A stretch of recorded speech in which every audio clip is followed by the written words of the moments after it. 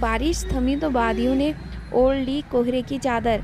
दोस्तों, सच में पिथौरागढ़ की खूबसूरती शब्दों से बयां नहीं की जा सकती।